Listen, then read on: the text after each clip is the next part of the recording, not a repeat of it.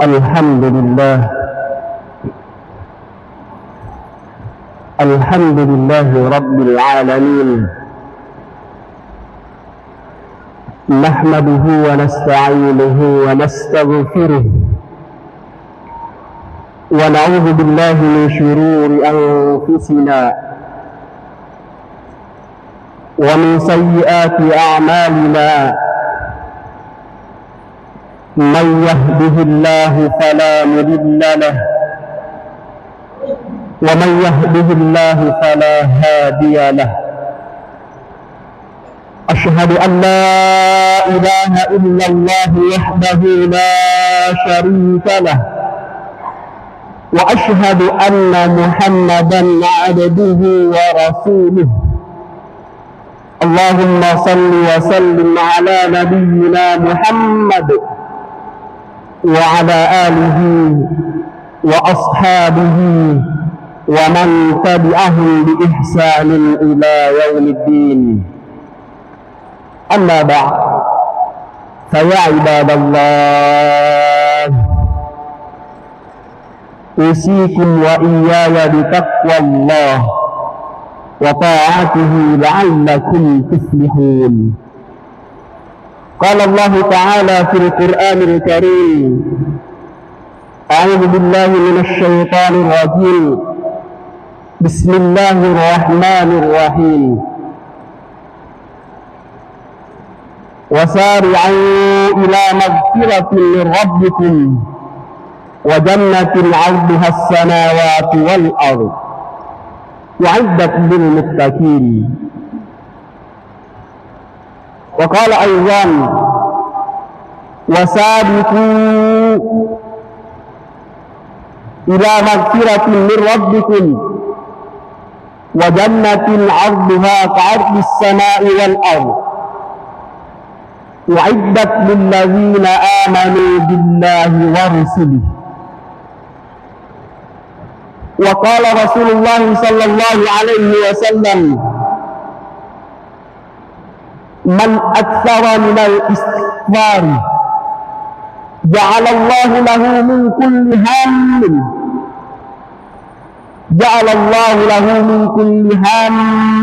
فرجا ومن كل ضيق مخرجا ويرزقه من حيث لا يحتسب. Ma'asyiral muslimin sidang jamaah Jumat rahimakumullah. Puji dan syukur alhamdulillah, tak henti-hentinya kita persembahkan kehadirat Allah Subhanahu wa ta'ala yang telah memberikan kita berbagai macam nikmat, utamanya nikmat keimanan, nikmat kesempatan maupun nikmat kesehatan, sehingga Allah Subhanahu wa ta'ala mentakdirkan kita untuk bersama-sama di tempat yang mulia dan berkah ini. Dialah Allah Subhanahu wa ta'ala yang maha pengasih lagi maha penyayang. Oleh karena itu, kehadiran kita melaksanakan panggilan Allah, melaksanakan perintah Allah Subhanahu wa ta'ala merupakan bentuk penghambaan, pengabdian dan kerendahan kita di hadapan Allah Subhanahu wa ta'ala.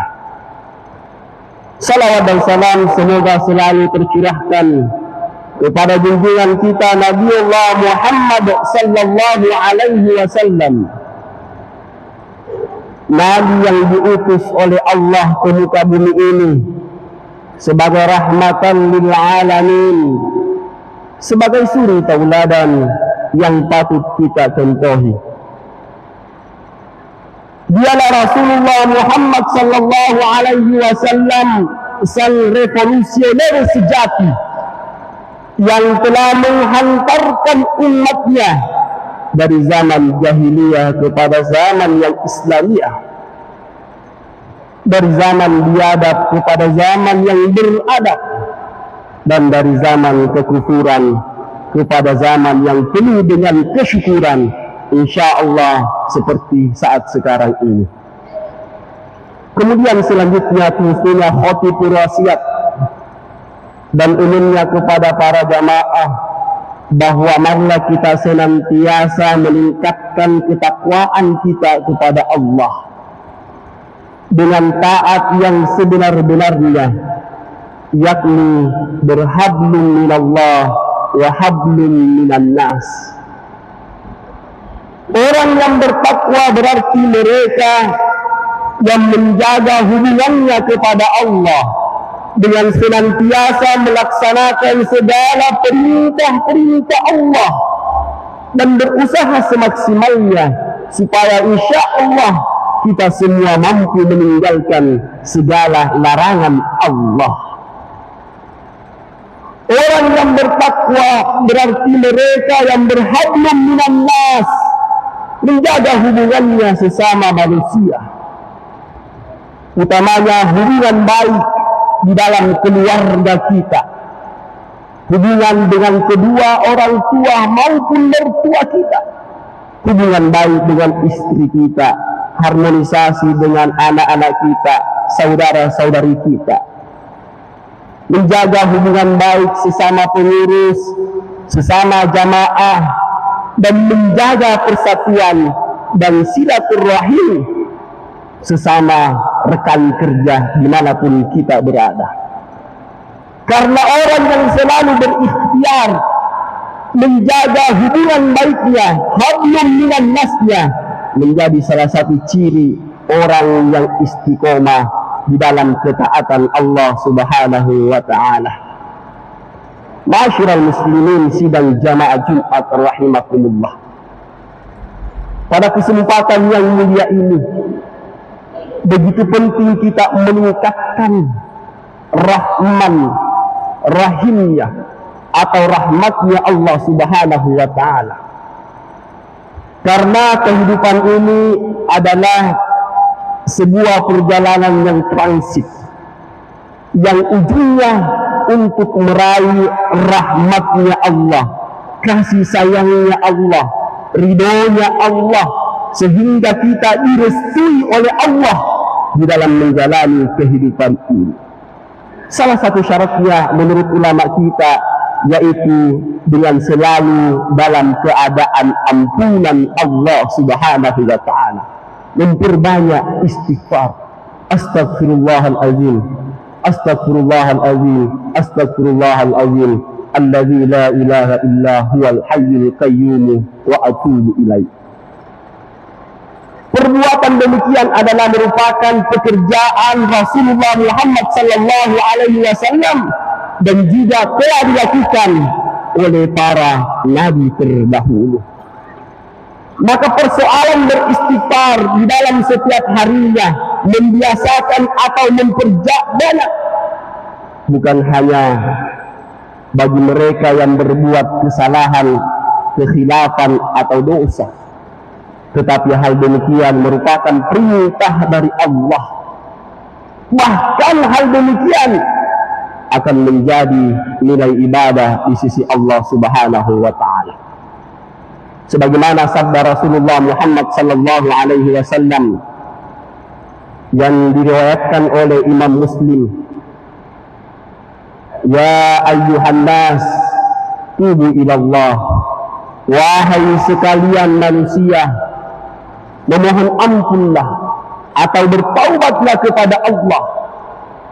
Fa inni atubu fil yawmi ilaihi mi'ata marrah, karena sesungguhnya aku, kata Nabi, memohon ampun, bertaubat kepada Allah Subhanahu wa ta'ala dalam setiap harinya sebanyak 100 kali. Seorang Nabi Muhammad sallallahu alaihi wasallam yang dijamin oleh Allah masuk surga, tidak mempunyai dosa, dijaga kesuciannya oleh Allah, masih saja setiap hari minimal 100 kali beristighfar atau bertobat kepada Allah. Maka logikanya atau rasionalisasinya, kita sebagai manusia biasa yang banyak kekhilafan atau kekurangan, mestinya harus lebih banyak istighfarnya atau lebih banyak taubatnya dibandingkan oleh Rasulullah Muhammad sallallahu alaihi wasallam. Apalagi beristighfar setiap hari atau memperbanyaknya merupakan nilai ibadah dan perintah dari Allah Subhanahu wa taala. Itulah kemudian hadirin yang berbahagia, para nabi-nabi terdahulu ketika mengalami kesusahan atau dalam kondisi diberikan ujian atau cobaan oleh Allah Subhanahu wa taala, lalu kemudian berkehendak cepat diijabah doanya oleh Allah, salah satu strateginya yaitu menggandengkan doanya dengan istighfar atau pengampunan kepada Allah Subhanahu wa taala. Seperti doanya Nabi Adam alaihi salam yang diabadikan di dalam Al-Qur'an. Rabbana walamna anfusana wa illam taghfir lana wa tarhamna lanakunanna minal khasirin. Ya Tuhan kami telah menzalimi diri kami sendiri. Wa illam taghfir lana, dan sekiranya Engkau ya Allah tidak mengampuni kami, wa tarhamna, dan tidak memberikan rahmat kepada kami, lanakunanna minal khasirin, maka kami akan termasuk dalam kategori orang-orang yang merugi. Orang yang merugi berarti mereka yang goyah atau tidak menjaga keimanannya. Illal ladzina amanu. Orang yang merugi berarti mereka wa amilus salihat, tidak sempurna amal salehnya. Orang yang merugi berarti mereka wa tawasau bil haqqi wa tawasau bis sabr, berarti mereka yang tidak sempurna ketaatannya dalam kebenaran dan kurang sempurna kesabarannya di hadapan Allah Subhanahu wa taala. Kemudian doa Nabi Ibrahim alaihissalam yang juga diawali dengan pengampunan dan juga diabadikan di dalam Al-Quran. Rabbana ighfirli wal walidayya wal mu'minina yawma yaqumul hisab. Ya Tuhan, ampunilah kami, ampunilah kedua orang tua kami, wal mu'minina yawma yaqumul hisab, dan ampunilah seluruh orang mukmin di yaumil hisab atau di yaumil perhitungan. Ma'asyiral muslimin sidang jamaah Jumat rahimakumullah. Kemudian Allah Subhanahu wa taala memberikan keistimewaan bagi orang yang membiasakan atau memperbanyak istighfar agar diberikan rahmat oleh Allah, sehingga Allah menjanjikannya di dalam Al-Quran dengan kenikmatan surganya. Hal demikian sebagaimana firman Allah Subhanahu wa taala di dalam Al-Quran surah Al-Imran ayat 133. A'udzu billahi minasy syaithanir rajim. Wasari'u ila magfiratin min rabbikum, dan bersegeralah dan bergegaslah mendapatkan ampunan Tuhanmu dan surga yang luasnya seluas langit dan bumi.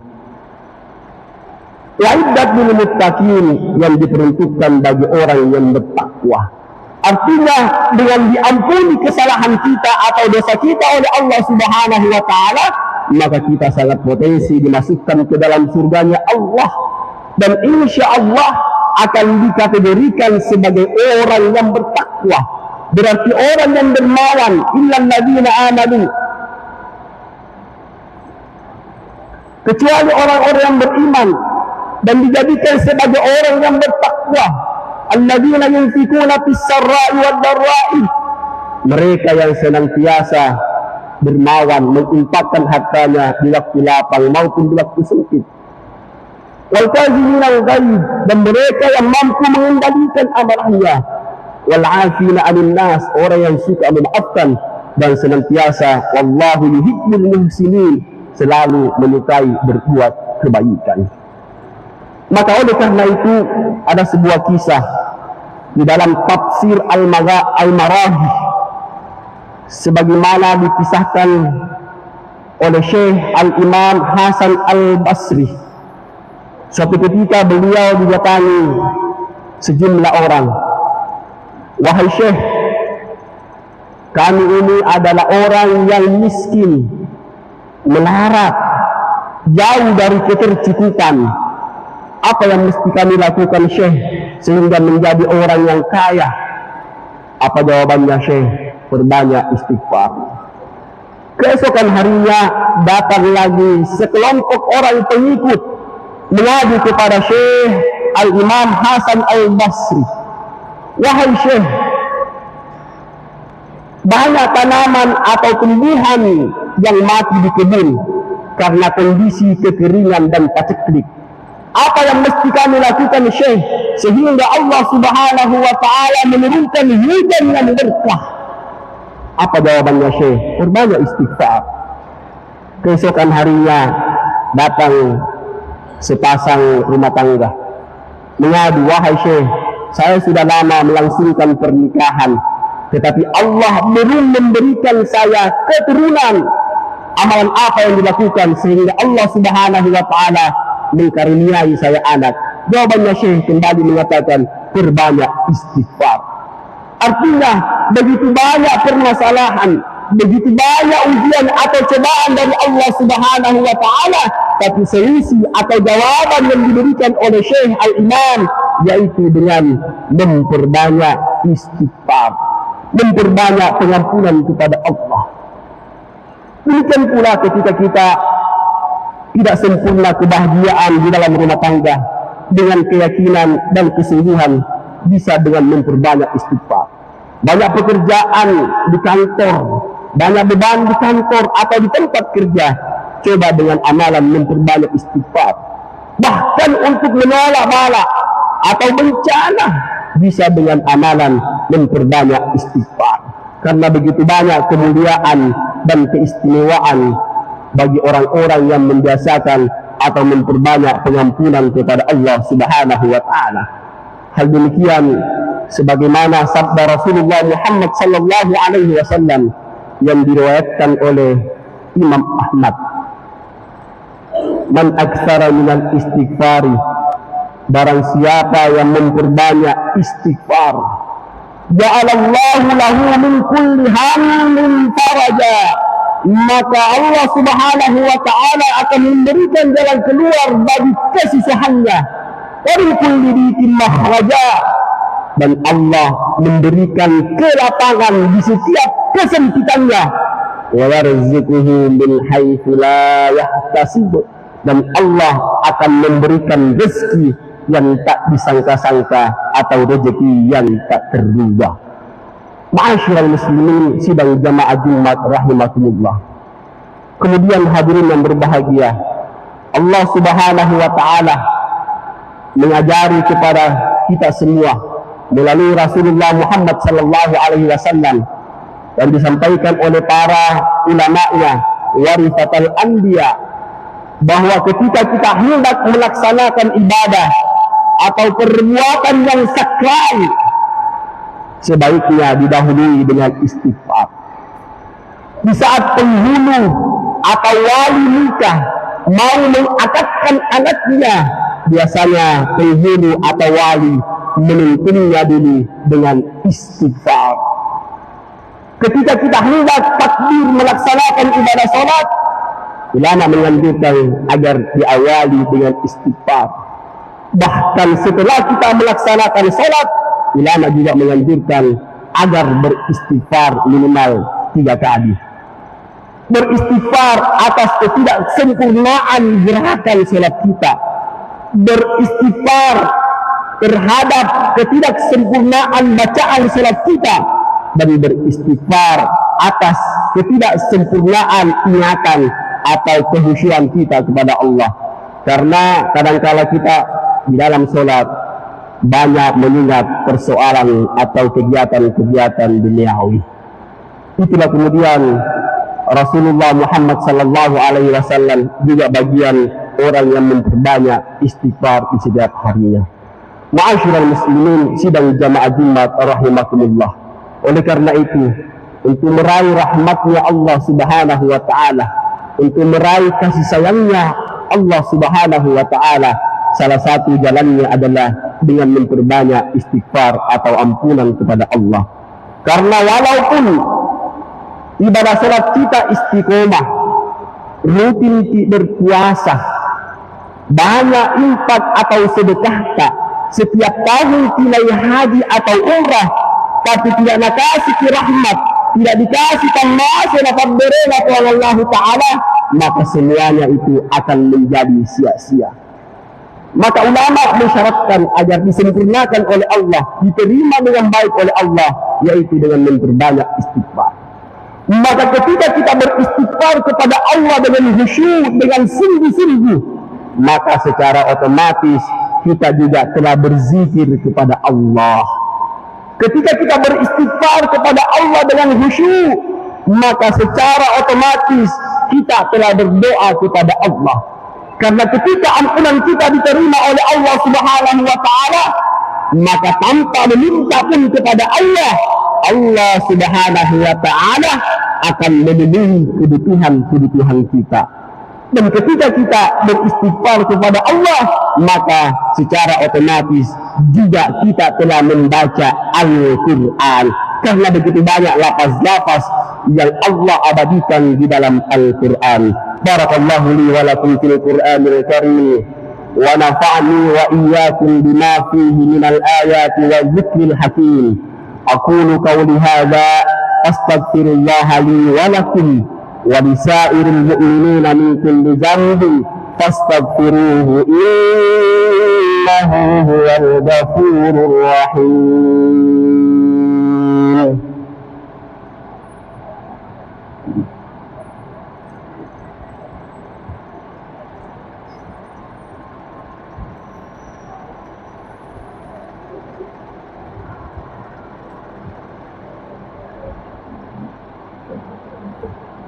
Alhamdulillahi Rabbil Alamin, wal aqibatu lil muttaqin, wa la udwana illa 'alal zalimin.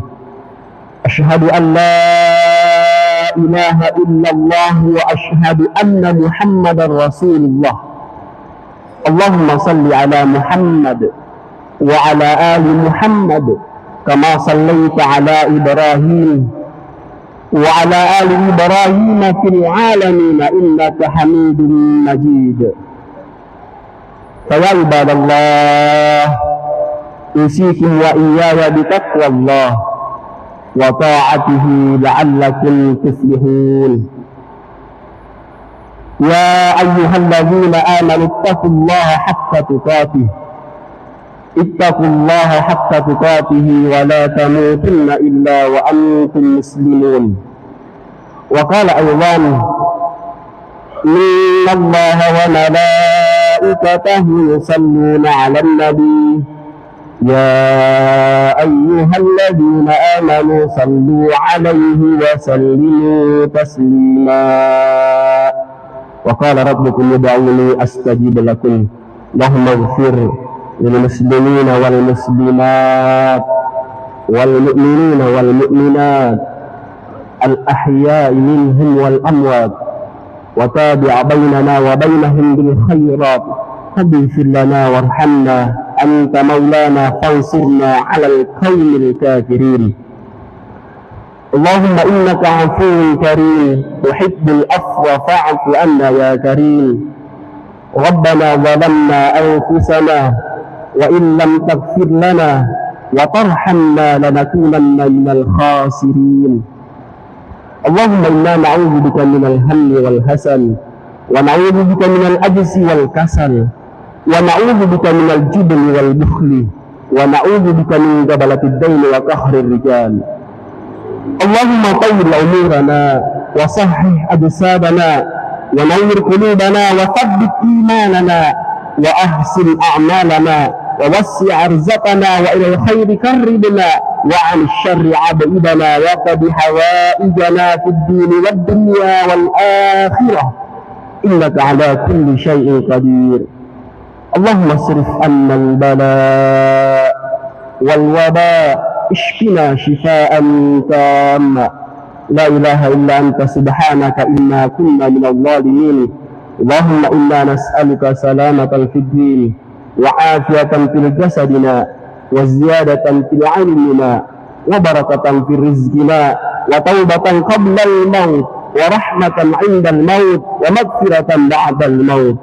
اللهم هون علينا في شكرات الموت والنجاة من النار والعفو عند الحساب. ربنا هب لنا من أزواجنا وذرياتنا قرة أعين واجعلنا للمتقين إماما. ربنا آتنا في الدنيا حسنة وفي الآخرة حسنة وقنا عذاب النار. وصلى الله على سيدنا محمد والحمد لله رب العالمين. عباد الله، إن الله يأمر بالعدل والإحسان وإيتاء ذي القربى وينهى عن الفحشاء والمنكر ولذكر الله أكبر. أقم الصلاة.